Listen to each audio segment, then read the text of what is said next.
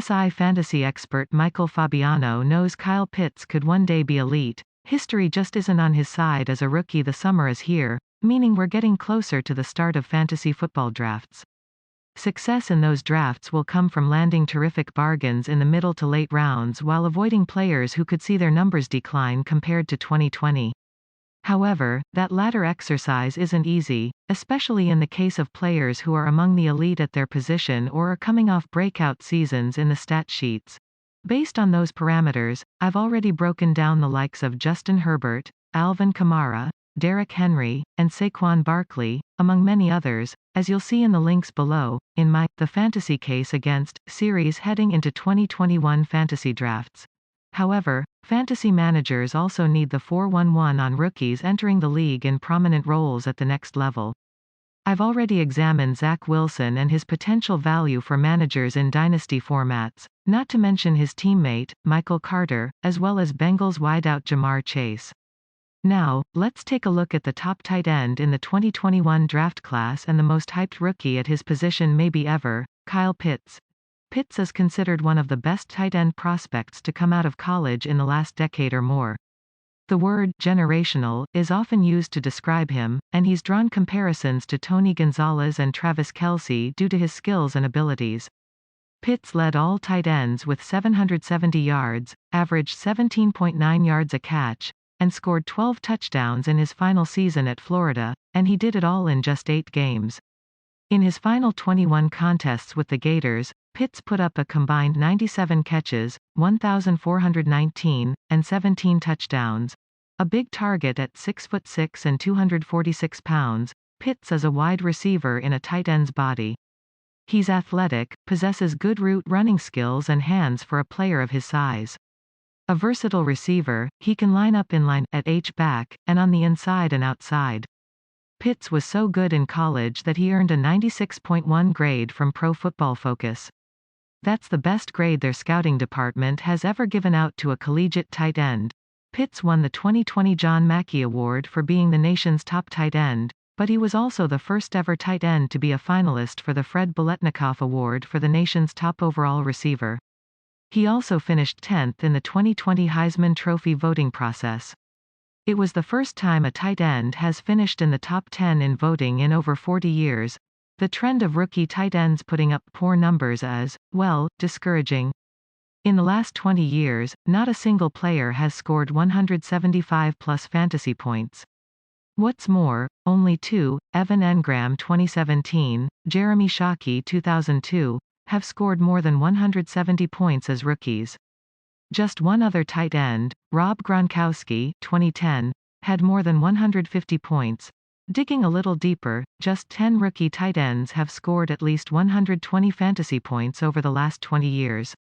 That is a very small percentage, and scoring 120 points in a single season will not result in a high finish among your fantasy peers.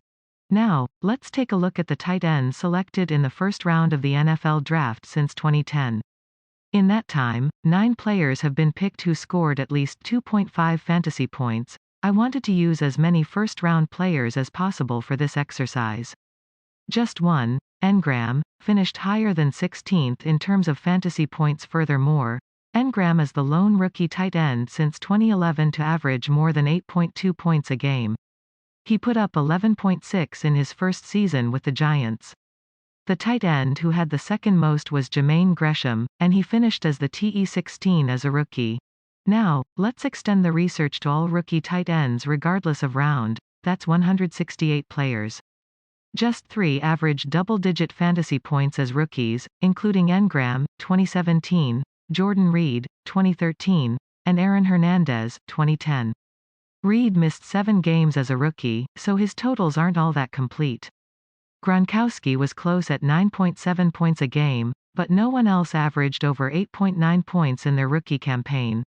Think about that. A mere 3 players out of 168 players, 2%, averaged 10 or more points as a rookie. Even if we narrow it down to tight ends drafted in the first 3 rounds, it's still just 2 of 123 players, 2%, who averaged more than 9.7 points, including Reed, who, again, missed 7 games as a rookie. The trend is bad, folks. Arthur Smith will be calling the plays in his first season as an NFL head coach, which is good news for the value of many of Atlanta's prominent offensive skill position players. The Titans threw the football just 49.5% of the time last season, however. That isn't a surprise on a team that features Derrick Henry. The Falcons have Mike Davis, an adequate back but not close in talent or value to the former Alabama star. Based on the presence of Calvin Ridley and the addition of Pitts in their pass attack, I'd suggest the Falcons could move into the mid-50s in terms of pass percentage in 2021. A former tight ends coach, Smith likes to incorporate the position in his offense. As a result, players like Delaney Walker and Jonnu Smith have had some level of success.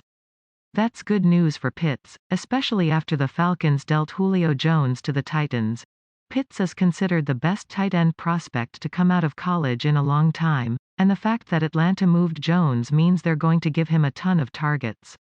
He'll have to be heavily involved if he wants to meet expectations, which are sky high in the world of fantasy football. In fact, Pitts will likely have to average more targets per game than any rookie tight end drafted in the top 3 rounds since 2010 to be a success. The rookie tight end in that group with the most targets was Engram at 7.7 a game. The good news for Pitts is that Jones left behind nearly 8 targets a game from 2020, so the opportunities should be there for him to play a major role in the Atlanta offense.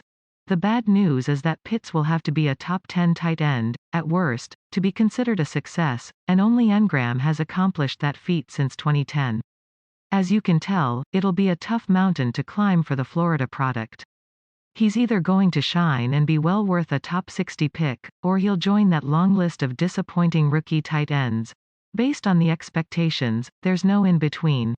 His current average draft position, ADP, at the Fantasy Football World Championships is 60.3, so he's right on the board of the 5th and 6th stanzas. It's exciting to draft a talented, young player with such hype around him, but beware that Pitts can just as easily become a massive flop instead of a breakout player who leads fans to a title.